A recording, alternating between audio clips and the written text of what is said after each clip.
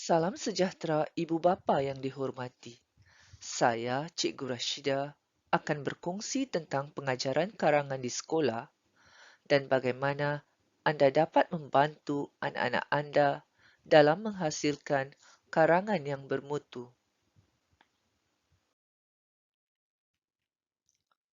Berikut ialah perkara-perkara yang akan dibincangkan dalam perkongsian ini. Antaranya ialah format karangan, bahagian-bahagian karangan, bagaimana mengembangkan idea, dan bagaimana sesebuah karangan diberikan markah. Terdapat 4 gambar bersiri dalam format karangan darjah 3 dan 4. Selain itu, 8 kata bantu akan diberikan bagi membantu murid menulis karangan mereka. Murid darjah 3 dikehendaki menulis karangan yang panjangnya tidak kurang daripada 60 patah perkataan. Murid darjah 4 pula harus menulis karangan yang panjangnya tidak kurang daripada 100 patah perkataan. Sesebuah karangan itu boleh dibahagikan kepada 3 bahagian, iaitu pengenalan, pertengahan, dan penutup. Cerita yang ditulis dalam ketiga-tiga bahagian ini dipanggil plot. Dalam bahagian pengenalan, murid dikehendaki menulis permulaan karangan, mengenalkan watak serta menjelaskan di mana dan bila peristiwa dalam gambar yang diberikan itu berlaku. Bahagian pertengahan ialah bahagian isi karangan. Dalam bahagian ini, murid harus menceritakan peristiwa yang berlaku. Dalam 4 gambar bersiri yang diberikan itu, ada masalah yang menyebabkan sesuatu peristiwa berlaku. Murid harus menerangkan apa masalah itu, mengapa masalah itu terjadi, dan bagaimana masalah itu boleh terjadi. Bahagian penutup karangan pula menceritakan kesudahan cerita dan juga pengajaran yang diperolehi oleh watak daripada apa yang telah terjadi. Ibu bapa yang dihormati, untuk memudahkan pemahaman, saya akan menggunakan gambar bersiri yang terdapat dalam slide ini untuk perkongsian seterusnya. Pada 2 slide sebelum ini, kita telah mengetahui bahawa ada 3 bahagian karangan, iaitu permulaan, pertengahan, dan penutup. Kini, kita akan melihat bahagian permulaan karangan secara lebih terperinci. Permulaan karangan merupakan bahagian yang penting untuk mendapatkan perhatian pembaca.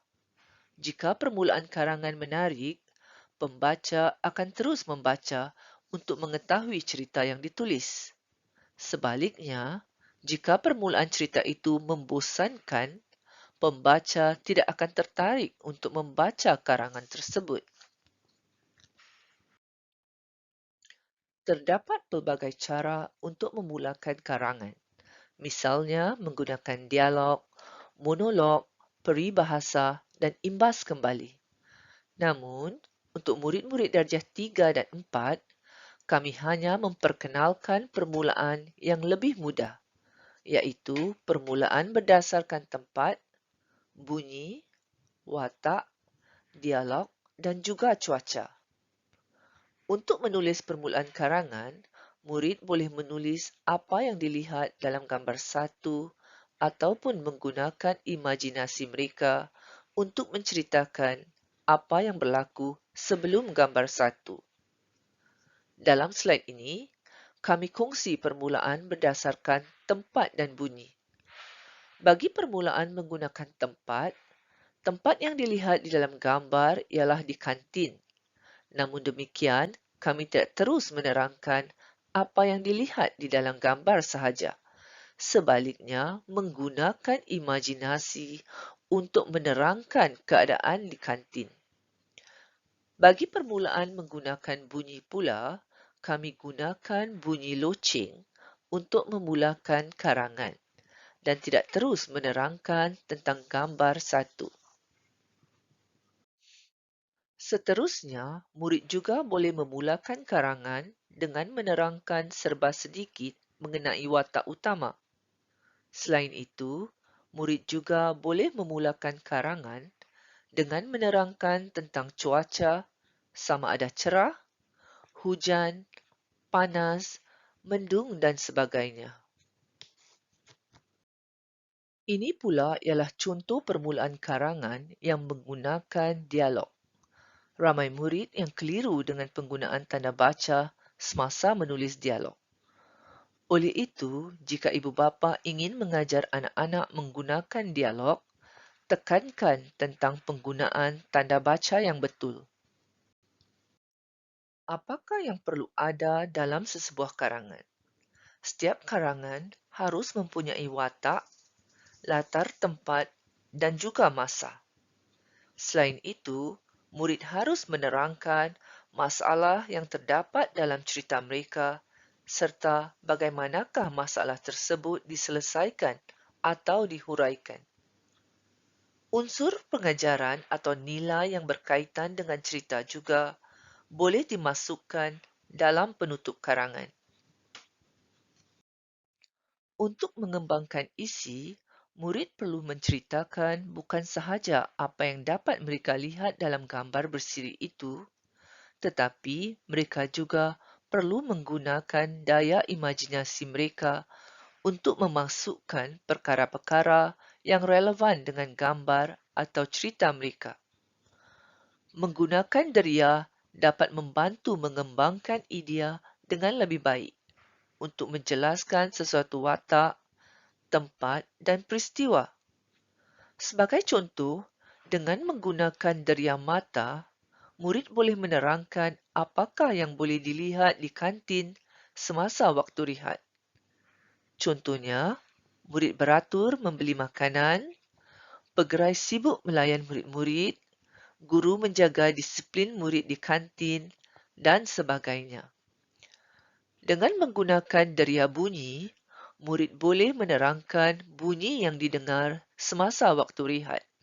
Misalnya, bunyi loceng, suara murid-murid berbual, hilai tawa rakan-rakan, bunyi pinggan mangkuk dimasukkan ke dalam besin, dan sebagainya. Bahagian penutup karangan penting. Penutup yang baik menimbulkan rasa senang pembaca dan tidak akan membuat pembaca tertanya-tanya atau keliru akan kesudahan cerita. Karangan boleh diakhiri dengan menerangkan perasaan watak setelah masalah yang berlaku dapat diselesaikan. Misalnya, adakah dia gembira, sedih, kecewa, dan sebagainya. Murid juga boleh mengakhiri karangan mereka dengan menjelaskan pengajaran peristiwa tersebut kepada watak. Contohnya, dia sedar akan pentingnya bersarapan agar dapat fokus di dalam darjah. Atau, watak akan lebih berhati-hati agar peristiwa yang berlaku tidak berulang. Ini pula ialah contoh penutup karangan yang menggunakan nasihat atau dialog. Sebelum murid mula mengarang, guru akan menyuruh murid membuat lakaran terlebih dahulu. Lakaran membolehkan murid menyusun isi yang ingin ditulis dan memastikan maklumat-maklumat penting tidak tertinggal.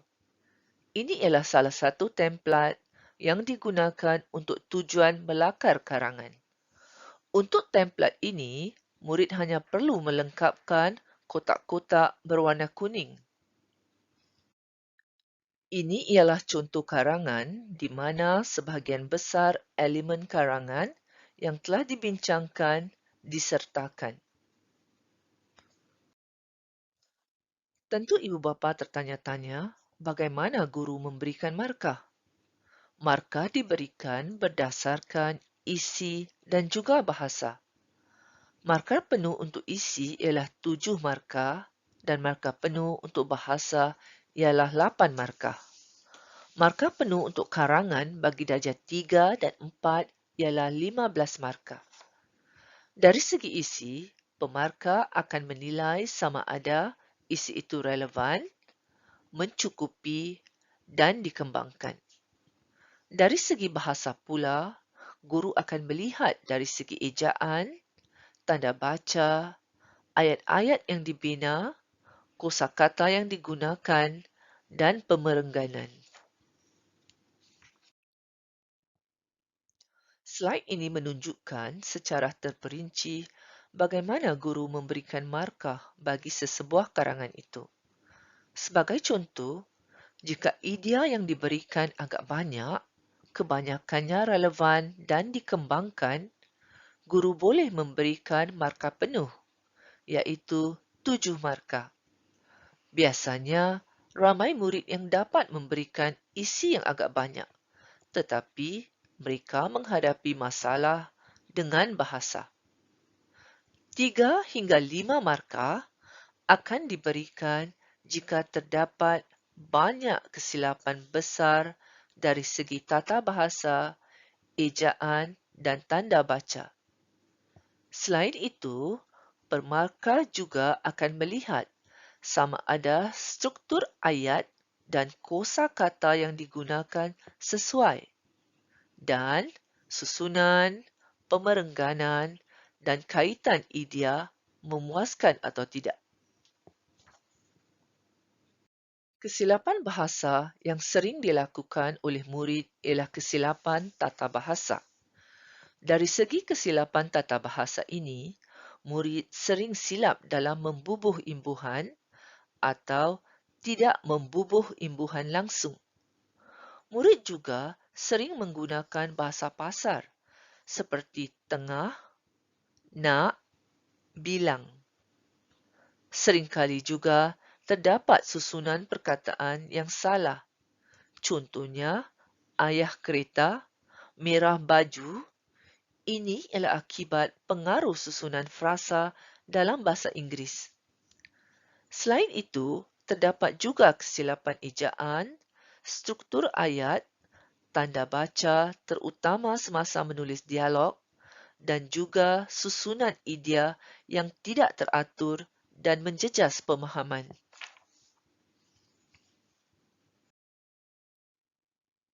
Seperti mana yang telah diterangkan sebelum ini, satu kelemahan yang amat ketara dalam kalangan murid-murid yang mengambil bahasa Melayu ialah kosakata bahasa Melayu yang terhad.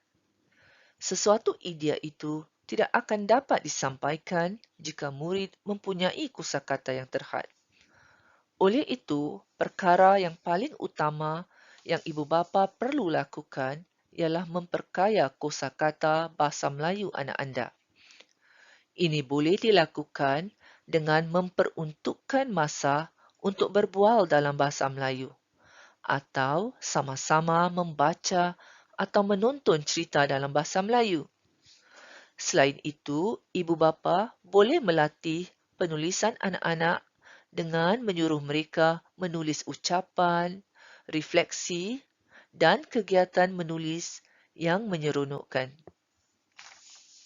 Sebelum saya mengundur diri, saya ingin mengucapkan ribuan terima kasih kepada anda kerana sudi mengikuti perkongsian ini. Semoga apa yang telah saya kongsi bermanfaat dalam membantu anda membimbing anak anda dalam penulisan karangan. Sebagai penutup bicara, terimalah serangkap pantun daripada saya. Kalau ada sumur di ladang, boleh saya menumpang mandi. Kalau ada umur yang panjang, boleh kita berjumpa lagi. Sekian, terima kasih.